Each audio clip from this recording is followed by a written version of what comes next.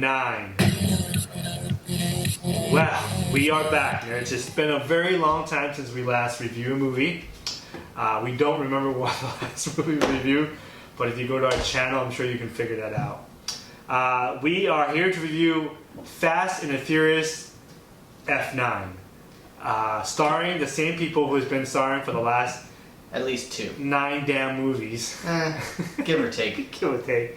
The original of F1 has only been maybe 3? What do you mean? The original cast from the first movie. It's just 3. It's the sister, Dom, and the girl. Yeah. Right? Yeah. Wow. There's only 3 original casting. Anyways. Wow. That actually says a lot in itself. Yeah. Well, that or maybe Vin Diesel can't do any other thing to be successful. Alright, so let's start out with this. Are you a fan of the Fast and Furious? No. This is going to be more of like a podcast. Okay. I feel, because I have a lot to say about this. Okay. I, on the other hand, we should come on my podcast. I'm sorry, we should talk about this right now. Okay, so I am a Fast and Furious enthusiast. I'm an apologist. I love the movies. But we'll get into some more of this later. But I am a fan. So that being said, we'll continue the review. Tom, take it away. What did you think of this movie?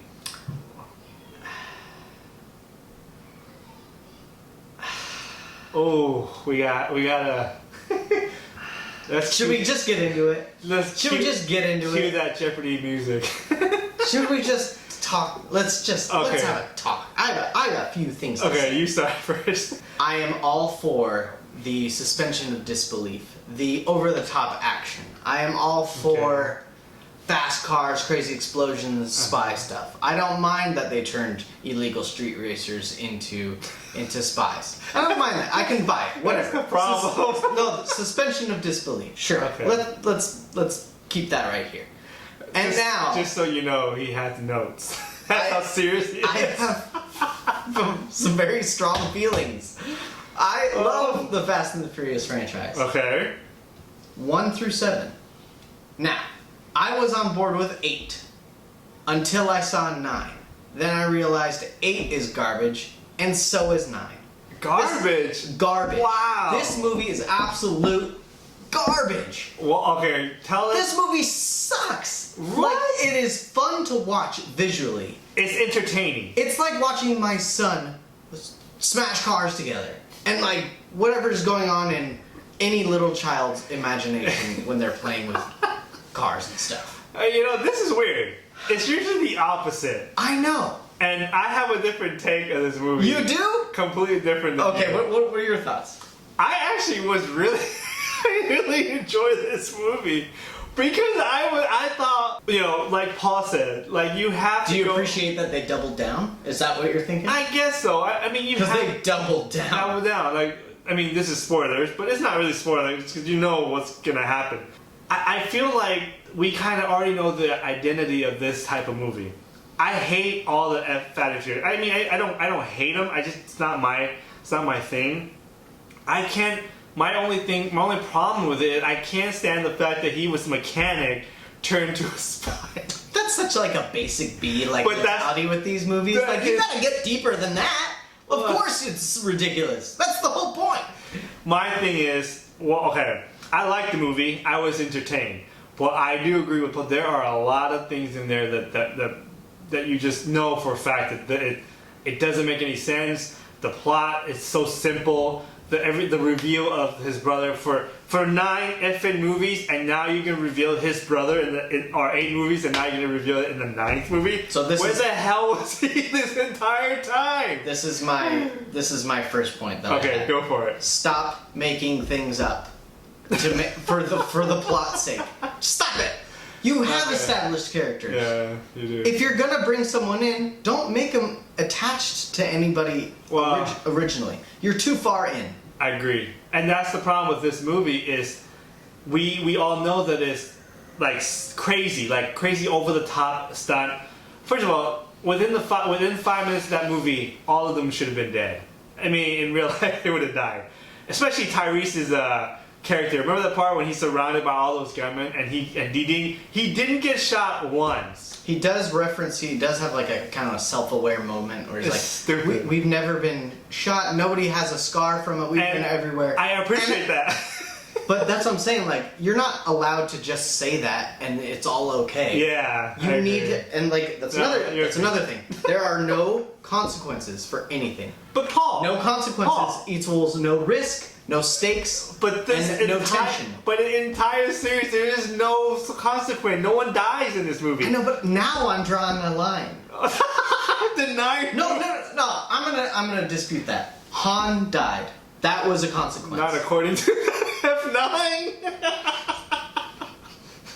And remember, Gal Gadot's character. It never really showed her dying. It just showed her flew away. She can come back, guys.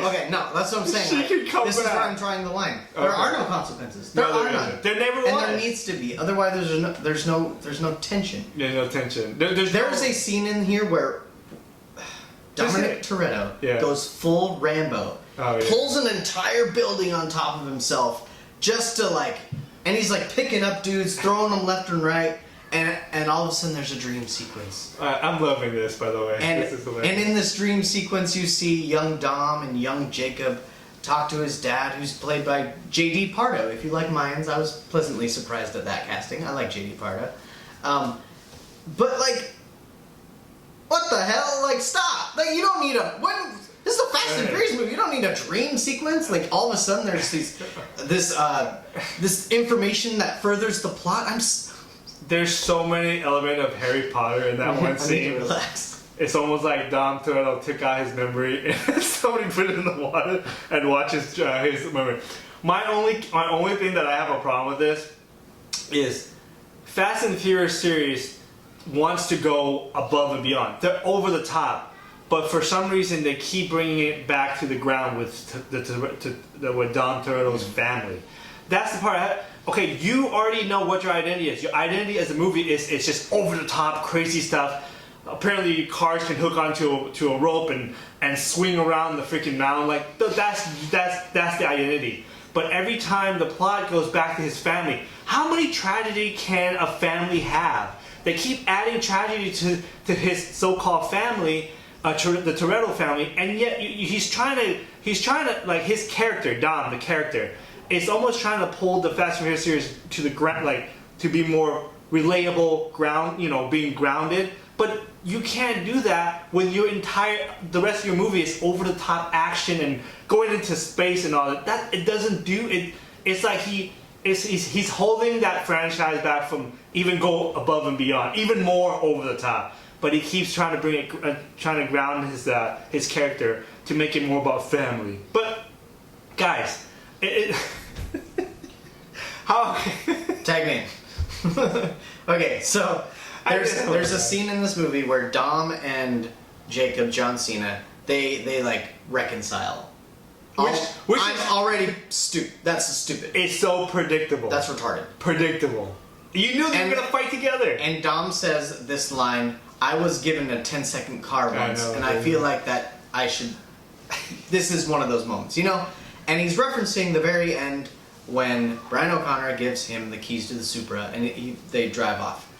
How dare you say that line after what the frick just happened? How dare you? That is not the same! Get out of here! No, I agree. I thought it was kind of cheesy. This franchise died with Paul Walker. Rest in peace. Love that guy. Great person in and out of movies. But honestly, it's like you said. This is Vin Diesel's only way of being famous, only way to make money, and it's sad. He has total control. I feel because he's like, let's have a scene where I freaking just send it off this bridge, dude. And I survived without a scratch. The funny thing, did you see his quote about Dwayne "The Rock" Johnson? What? How he said that, remember they had the feud together, and he was doing an interview. He said that we only butt heads because I wanted to bring the best acting out of my actors, because he's the producer of this film. And in my head I'm like, dude, The Rock is more famous he's a better actor than you will ever be, Vin Diesel. I'm sorry, you're not even close to his level. Did you know that? So I learned this in Fast 5. Like each character, like Dwayne The Rock Johnson and Vin Diesel, they have a required amount of like punches they can take and punches they can give, and they have to be less than each other. Like, and they can't like take any damage. It actually everybody has to win because of their egos. This is the whole thing. There's no consequences. Okay, let me say something about that actually works for me. That actually I find it really funny, and I thoroughly enjoy it. It's the chemistry between Tyson, his character, what's his name? Oh, Tyrese and Ludacris. I thought they were fun. You know what? I'll give you one of this. I think Ludacris is really good he's a good actor. He can actually, certain comedic moment he can deliver right. It's kind of, he does, and look, I'm not an expert of, acting, and I'm never going to tell you how I know how an actor should act. But the way I judge it is that he keep me as it believable. And there were moments where I believe his character was that funny or his character delivered that line. I thought he was really good. And I like the chemistry between those two. And that's a good part of the whole movie. I'll give you that. Tyrese definitely dialed it back. Yeah. And I appreciate that. But I feel like the two characters in this movie were more tacked on than they usually are. They didn't really have a purpose. None of them do. Now. Neither did Han. What did he come back for? Hang on, we'll get to that. Let's stay on Tyrese and go for it. And Ludacris. Wow, this is gonna be a long review. Someone is going on the Facebook comments and looking at memes and saying that's a good idea. They went to damn space. They went to space. They actually went to space. This movie is a meme. They're not taking themselves seriously. They went to space. But it's Fast and the Furious. What did you expect? No, I expected a little more. Like, dude, come on. You expected to dial down more? I mean, The Rock kicked a nuclear submarine. I mean, come on. At least he was on the ground. Or a missile, or whatever it was. If The Rock can kick a missile, Tyrese and Lucas can go to space. He like pushed it. It's fine. Whatever. Actually, no. I agree. Fast and Furious 8 sucks. Or Fate of the Furious. First of all, they got lazy with their title, by the way. I think this is a different writer than the other ones. I don't know. I didn't look that up. And they keep like switching directors, so nothing's consistent. Okay, now let's talk about Han. Okay. Han died in Tokyo Drift.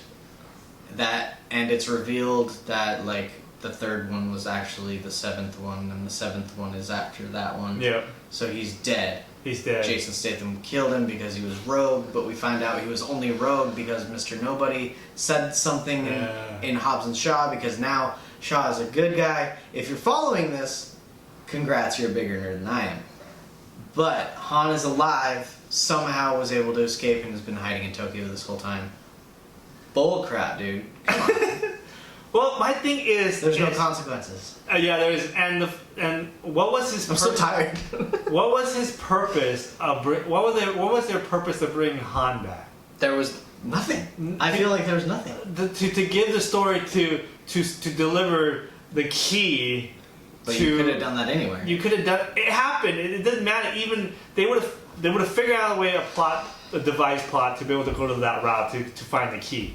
But they instead of using Han to come back to help with a critical mission, he didn't do anything. He got punched and then he drove a freaking car, and that's all his character did. Oh, he sniped a couple guys. It's like there are ways to make the device to further the story, instead of using a character to bring him back from the dead. To use you didn't need to do that. It was unnecessary, and it should have never happened.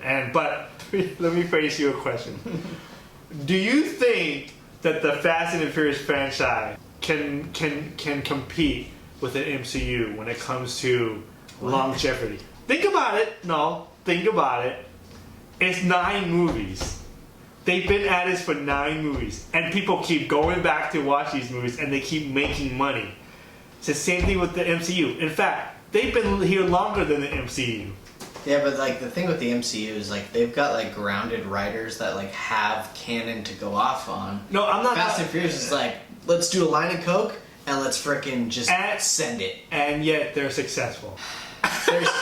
There's chaotic Oh, I agree. I agree. I get it's more organized MCU. Organized chaos versus... Chaos. Yeah. But yet, they both succeed. Something to think about, folks. Alright, I have more things. Okay. Paul Cody, go. Cardi B. That's all. Oh, really? You didn't like that cameo? I hate Cardi B.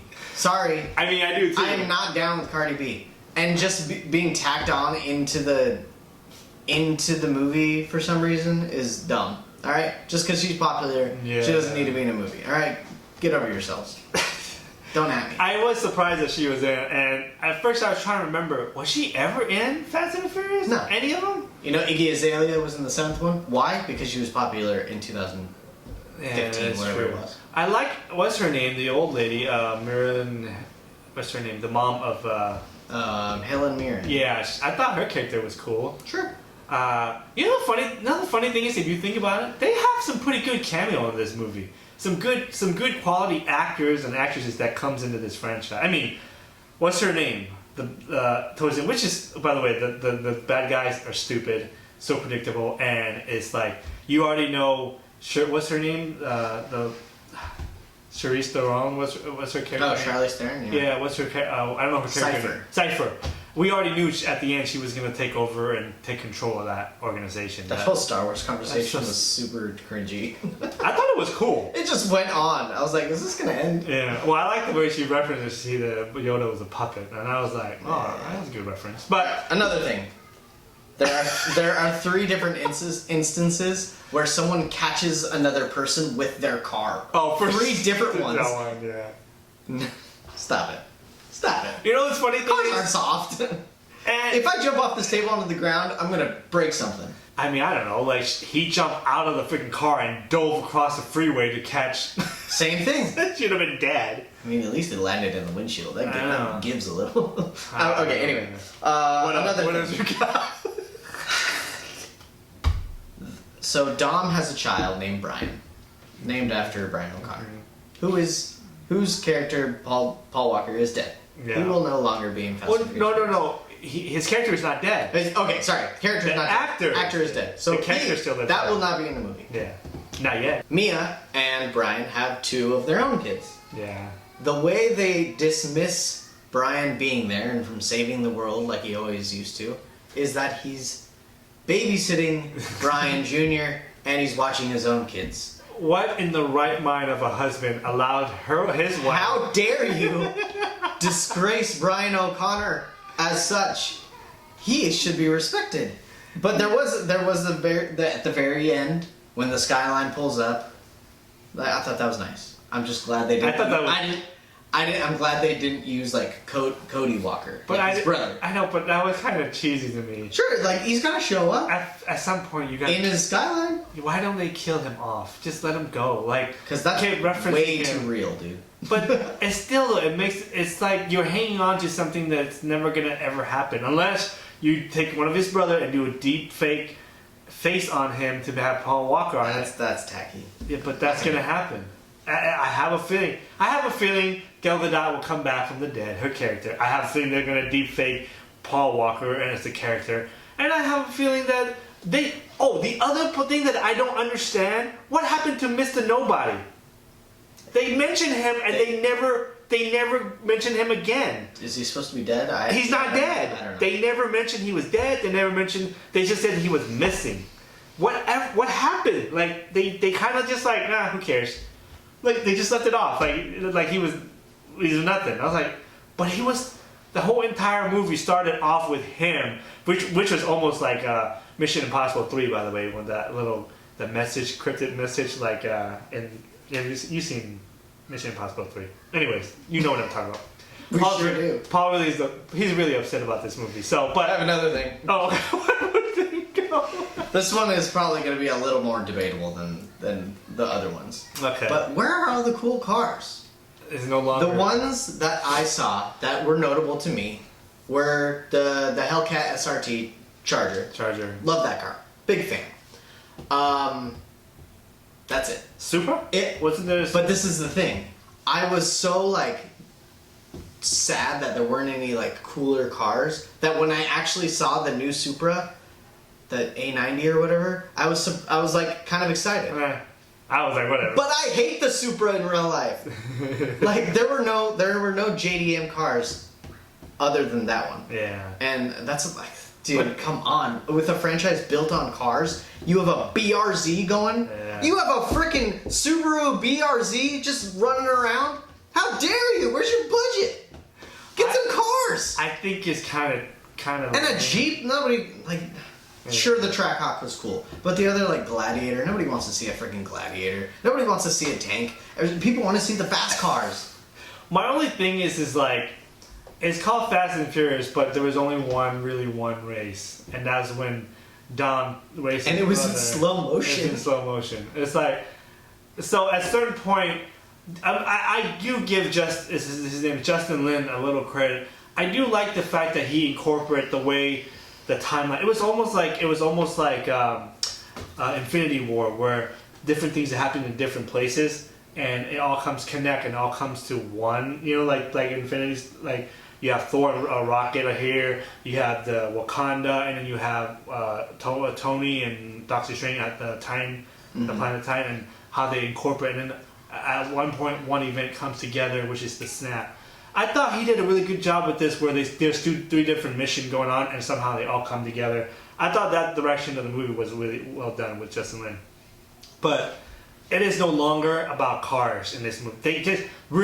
They don't even need to put the racing part in it. They could just show them off. Just show at least. Yeah, just show them off. But they put in that racing car or that racing scene in just to make sure people, we still have cars, people, but they still race. Sort of. They had a cool Challenger too, like the old '68.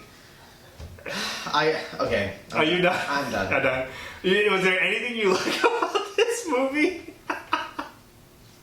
It's so weird. I liked when the skyline came up. Oh. That was the only redeeming quality. Quality of the movie. I enjoy the movie. You know, also, the kid who plays Brian Jr. whatever, Dom's kid, yeah. He sucks. He's a bad actor. Oh, he's a kid! I don't care. This is a multi-billion-dollar franchise. You can't have that garbage in here. Are you Sorry, kidding? kid. Wait. You said he's the whole entire cast is bad acting. What are you talking about? That speaks for itself. The dialogue is horrible. Like, you can't even say the kids suck when the entire cast sucks. So. Alright, whatever. Okay, well, I already know your rating, but I want to hear it. What are you going to give this? Basic cable. Basic cable, I got it. Okay, I give this probably a Netflix. Really? Right in the middle? Yeah, right in the middle. This is weird. Yeah. Where are we? I enjoyed it. I thought it was fine. I took it for what it was, and that is over the top, not a good story, not good acting, not good dialogues, but the action and the racing and it was good enough to keep me entertained. So that's why I gave it Netflix. All right, folks, let me know if you've honestly watched this far. Let us know. Honestly, let me know if you're watching this. Say, hey, Paul, watch the whole thing. Love your passion. or something, I don't know. Subscribe to our channel. You can find me here on Movie Nerds. Also, I have my own podcast, Top Story. Come check me out on iTunes. Pretty soon we'll be on Spotify. I got to figure out what I have to do for them to be able to get on there. But I post almost weekly, maybe weekly, just random things. He does that because our podcast died. Yeah, our podcast died. We don't do it anymore, so I figured we did. But we still do reviews, so hopefully join us. Leave a comment. Let us know what you think of the movie as well. If you love it, if you hate it, like maybe I'll turn this review into a podcast. You can. We'll see. All right. Later, nerds.